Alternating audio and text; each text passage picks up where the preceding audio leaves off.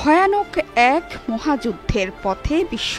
America এবং ইরানের মধ্যকার সংঘাত এবার সরাসরি যুদ্ধের পথে। পরমাণু চুক্তি না করলে ইরানের সরাসরি হামলার ব্যাপারে ট্রাম্পের হুমকির পর জোরে সোরে প্রস্তুতি নিতে শুরু করেছে তেহরান। আমেরিকা যদি কোনোভাবে হামলা চালায় তবে তার পাল্টা জবাব দেওয়ার হুমকি দিয়েছে ইরান। এমনকি পেছনে ধাওয়া করে আমেরিকার ঘরের কাছে গিয়ে মারার হুমকি দিয়েছে তারা। এরই মধ্যে ভূগর্ভস্থ মিসাইল শহর তৈরি রেখেছে ইরান, যেই শহরগুলো ছড়িয়ে ছিটিয়ে আছে দেশের বিভিন্ন প্রান্তে। শুধু তাই নয়, পরমাণু চুক্তি নিয়ে ট্রাম্পের সঙ্গে সরাসরি আলোচনার প্রস্তাবও খারিজ করে দিয়েছে তেহরান। তবে পরোক্ষভাবে আলোচনার ইঙ্গিত দিয়েছেন ইরানের প্রেসিডেন্ট মাসুদ পেজেশকিয়ান।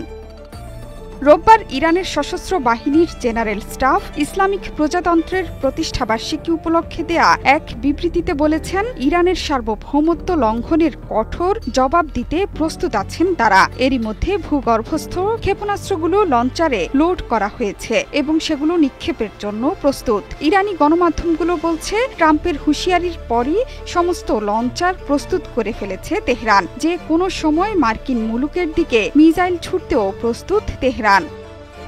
আইআরজিসির পক্ষ থেকে বেশ কয়েকটি ভিডিও প্রকাশিত হয়েছে, যেখানে দেখা যাচ্ছে ইরানের ভূগর্ভস্থ অস্ত্র ভাণ্ডার। সেখানে ভূগর্ভস্থ বাংকারগুলোর বিস্তারিত বর্ণনা দেওয়া হয়েছে, যেগুলো ভারীভাবে সুরক্ষিত এবং প্রতিরক্ষা ব্যবস্থার পাশাপাশি খেইবার শেকান, হজ কাশেম, গাদর এইচ, সেজ্জিল এবং এমাদের মতো অস্ত্রশস্ত্রে সজ্জিত। ইরানের প্রেসিডেন্ট মাসুদ পেজেশকিয়ান স্পষ্ট করে বলেছেন, আমরা আলোচনা এড়িয়ে যাই না। প্রতিশ্রুতি ভঙ্গই এখনো পর্যন্ত আমাদের জন্য সমস্যা তৈরি করেছে। তবে এখন আর ট্রাম্পের সাথে সরাসরি আলোচনা সম্ভব নয়।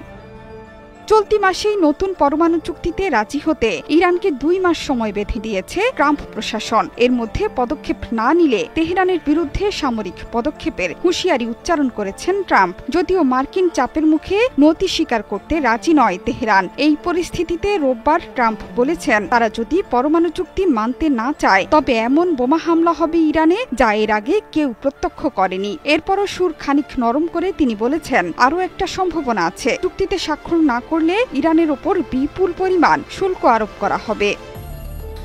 জোহরা চৌধুরী সেতু, ৭১।